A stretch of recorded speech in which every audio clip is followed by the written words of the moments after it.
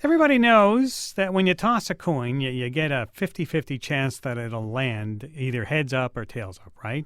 And if you keep tossing that coin, probability predicts the pattern of those tosses. It's sooner or later, it's going to be 50-50.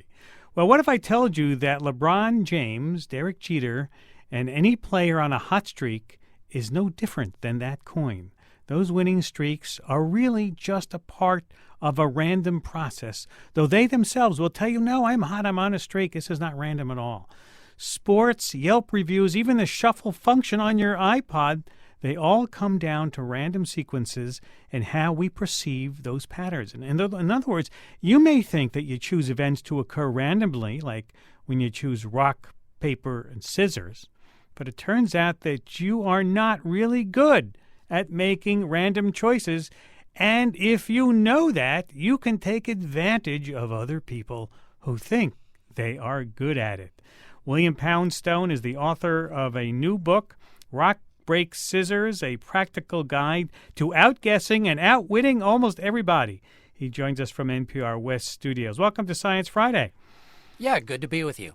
So there are tricks to this. People, even though they think they're acting randomly, they are not. They're a predictable pattern. Yeah, definitely. In fact, this really goes back to the dawn of the computer age. How I got interested in this particular topic was that I heard these stories about a mind-reading machine that they had built at Bell Labs in the 1950s. And the way it worked, you played a simple guessing game with it. You basically chose heads or tails.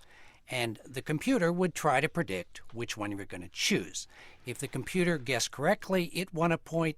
If you fooled the computer, you won a point. And you'd play it several times in a row like that. And the computer would gradually see any sort of patterns you had. Well, this thing became a sensation at Bell Labs because, at the time it was the center of the tech world. You had Nobel Prize-winning scientists coming to visit, and they'd all be pulled into this room where they had this mind-reading machine and challenged to play the machine. And none of them could beat the machine because it basically demonstrates that we really cannot act randomly, even when we try very. And so finding out that people really cannot do things randomly, you give a lot of different strategies for recognizing when these things are happening. Since the title of your book is Rock, Break, Scissors, we put up a simple digital version of the game on our website. We asked people to play the game, and the results we got as of today was 35% rock, 35% paper, 30% scissors.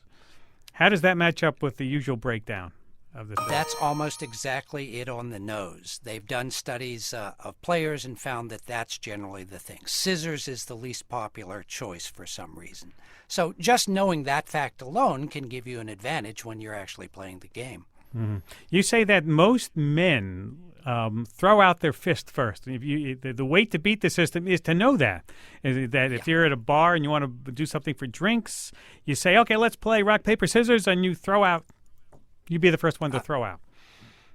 Yeah, you'd throw out paper because your friend is going to play that rock. And generally speaking, when a person doesn't have time to think about it, to rationalize it, they tend to go for that rock. So you start the game immediately without anybody doing it for you. Yeah, definitely. The final match of the World Cup is coming up this weekend, and you say that in penalty kicks that soccer players are better at randomizing. What do you mean by that? This is quite interesting because they've done studies of all sorts of sports with, the professionals playing the game. And in many sorts of sports, there is a random element. Like in baseball, you're switching from one pitch to another. In the penalty kicks in soccer, the goalie has to decide which direction to favor, where he's going to jump so that he can get the ball. For some reason, they have found that in almost every sport, people are terribly bad at randomizing, but the one great exception is soccer penalty kicks. The only thing that they've found where you can really exploit it comes to the fact that when a team is behind and when they really need that penalty kick goal, the goalie tends to move to the right. So if you're kicking the ball, you should kick to the right as well, which will be his left, and most likely he will not be able to return it.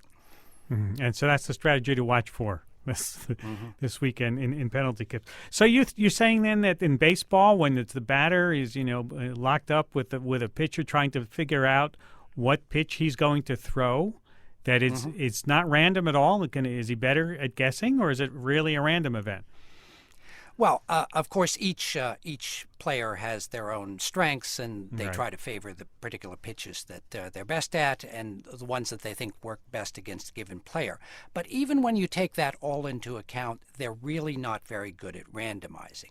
When a player throws a fastball, they've shown that the chance that he's going to play another fastball on the next pitch is about 3% less.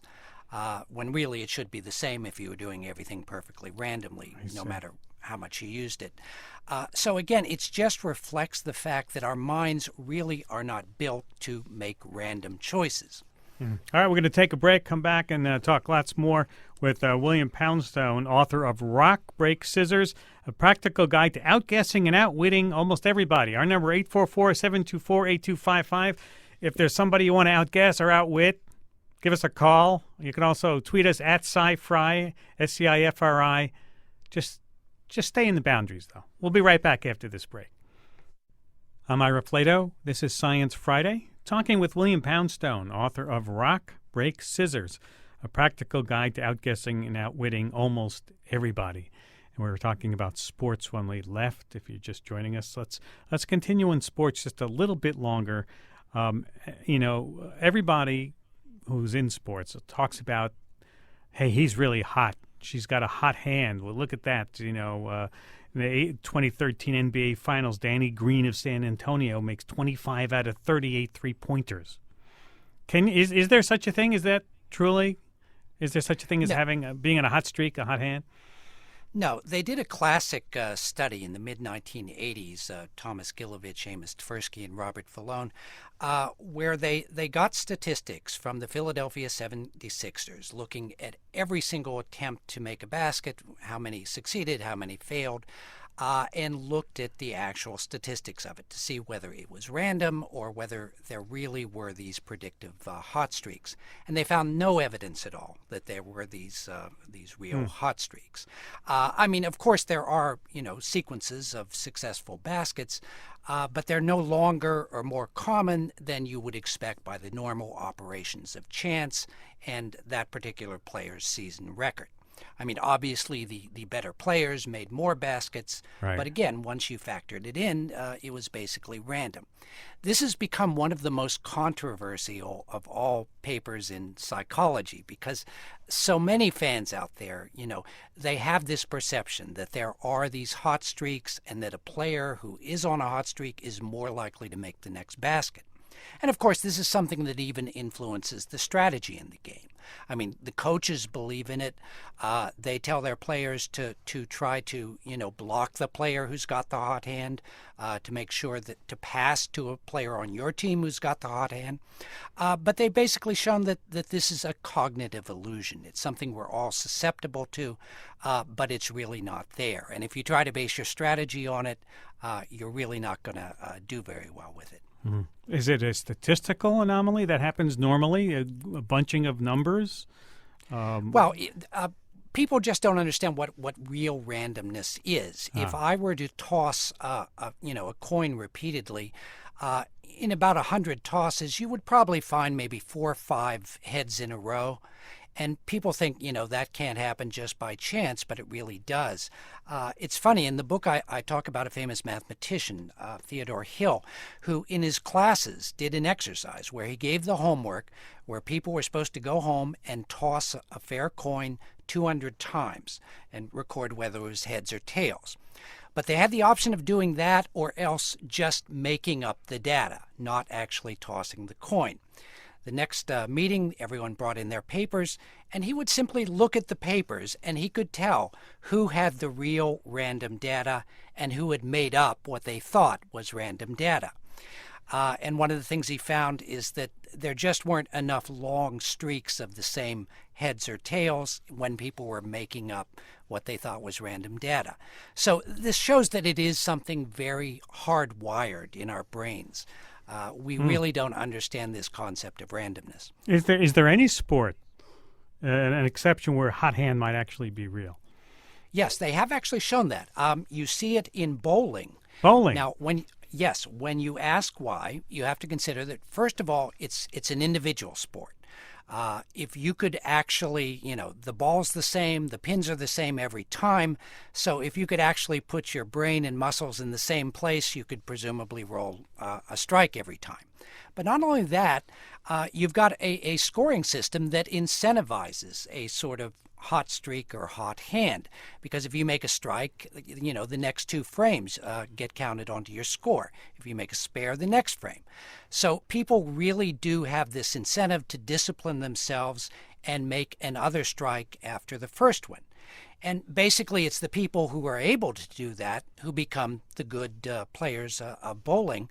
So in that one sport, you do see a genuine hot hand. Is there a hot hand bias that shows up outside of sports and in other things in the real world? Yes, definitely. In fact, it was an interesting experience just writing this book, that once you hear about this and talk to people, you start seeing the hot hand in everything. A good example is the Manhattan bus schedule. You can be standing on a corner where there's supposed to be a bus every 8 minutes, but as we well know, it doesn't work out that way. You may wait 20 minutes and then 3 show up at once. Well, what happens is the traffic, almost makes it so that those buses arrive randomly. And we just don't realize that, if you have a random sequence, there are going to be long gaps of no buses and then all of a sudden several all at once. Another, maybe even the classic example nowadays, is the shuffle play feature on, a music player. Almost everyone complains, and you can go online and look at the complaints on consumer boards, that the shuffle play just isn't random. It will play the same artist 3 times in a row. It will keep playing the same kind of music. It will never play certain songs in your library. But if you look at the statistics, and I mean, Steve Jobs, swore up and down it was truly random. Really, it is being random, but to our brains, we just don't perceive it that way. And let's talk about what I saw fascinating, an easy thing that we all take, the test, the multiple choice test, the 4-question multiple choice test. You have a way of tilting the odds in your favor. Yes, definitely, because, of course, the teachers who make up these tests are susceptible to the same misperception of randomness that we all are. When you make up a test, you're basically trying to put the answers in random order, obviously, so no one can guess. But that's easier said than done. And I looked at about 100 tests, both from schools, driver's test, all sorts of tests, and found that you have the exact same pseudo-random patterns that you see in other contexts. So this really does give you a statistical edge. On a multiple choice test, like if there's 4 options, you would expect that a given answer would be repeated twice in a row about 1 in 4 times. In other words, if the answer is B this time, you'd expect a 1 in 4 chance of it being B next time. But actually, it's a lot less than that, because people just don't want to repeat the same answer twice in a row. And in fact, you see a lot of tests where if you look at the answer key, it's like they're playing hopscotch. They just don't like to repeat. Well, when you think about it, if you're aware of that and you have to guess on a particular thing, that gives you a real edge. And there are a number of other things I found that were very useful. For instance, in true-false test, true answers are about 56% of all the items. And when you look at why that is, I think it's just because, it's such a drag inventing all these items for a test. And it's much easier to just remember a fact that can be your true answer as opposed to inventing a falsehood. And I think teachers just sort of follow the path of least resistance there. Now, what was interesting, the thing I found that was actually the most useful in guessing involved these none of the above or all of the above answers. You usually encounter these on multiple choice with either 4 or 5 options, and at the end they'll be, say, none of the above. Well, I found that these none of the above answers were right more than half the time, 52% of the time, when by all reason they should be right just about 20% of the time on a 5-point test. And the reason for that, I'm pretty sure, is that you can't just drop these questions into, or these answers into the question. I mean, all the other options have to be written about it, around it. And, that's kind of difficult. So for the most part, teachers don't make up enough wrong, none of the above answers to really be strategic. So when you see one of those, unless you can totally rule it out based on your knowledge, that's really the one you should guess. And as far as the multiple choice, other choices, what about the ones on the ends, the A answer or the D answer? Is there a bias there for staying away from the end or going toward the middle? Well, actually, on 5 choice questions, usually the end, answer E, is the one that's most commonly correct. But on 4 choice questions, it tends to be B, the second one. Which is kind of interesting because I remember as a kid, I was always told to pick the middle choice, that was supposed to be most common. But it wasn't really borne out in my study. 844-724-8255 is our number, and we're talking about taking advantage of people not believing that they're random.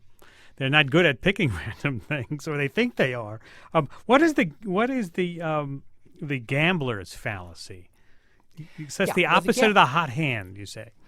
Yes, in a very real sense. I believe it was in 1913 in Monte Carlo. At the roulette tables, black came up 26 times in a row. And after about 15 times in a row, everyone mobbed that table because they all wanted to bet on red. They figured if black has come up so often, then red must be overdue. And they ended up losing tons of money on this, and it was very profitable for the casino. This is known as the gambler's fallacy. Obviously, a roulette wheel does not have a memory. It is genuinely random, at least if it's working properly. Yet people don't really believe that. They believe that after so many blacks in a row, you're going to get a red, and the chance of a red is more than 50%. And this, of course, is wrong. This is kind of the very opposite of the hot hand. And when you look at why we have this difference, it really comes down to the idea of a human being being involved. We're susceptible to this gambler's fallacy when dealing with mechanical things, with gambling equipment like dice or cards. But when we see a human being and he makes like 5 baskets in a row, we don't say, oh, he's overdue to lose. We say, wow, he must have some magical ability. He's on this hot streak. I'm going to bet on him to make the next basket. So that's really the difference there. So we're basically susceptible to 2 different kinds of fallacies. If you deal, let's say in a casino, with someone who's dealing cards, let's say playing blackjack, for example, versus a machine that you're playing on, are the odds different by playing the machine, which is allowed to take a profit by the state in a certain percentage? Is that different because the machine knows what you have in your hand versus dealing, with a blackjack that doesn't know what's in your hand? Yeah, they have a lot of license to do what they want with the machines, and basically it's the consumer's decision whether you want to play that machine or play with a human dealer. And of course, human dealers cheat too, so I would even hesitate to say that one's better than the other. Human dealers cheat? Yes. Okay. I actually wrote a book called Fortune's Formula about Ed Thorpe, who, of course, invented card counting in blackjack, and he knew quite a bit about that. Wow. Our number, 844-724-8255, being educated by William Poundstone, author of Rock, Break, Scissors, A Practical Guide to Outguessing and Outwitting Almost Everybody, on Science Friday from PRI, from Public Radio International. A few more minutes. Let's get a few more tips in. Let's talk about when you go online and you're going to one of the Amazon or one of the places, and you're going and you're clicking on buying something. It goes into your shopping cart, but you don't buy it immediately. Can you gain some sort of advantage there? Yes, definitely. This is known as the abandoned shopping cart gimmick. What you do, you put something in your shopping cart and you start to check out. You enter your name, your email address, your address, but then you go to the page where you're supposed to enter your credit card information, but you don't do it. You just navigate away and wait several days.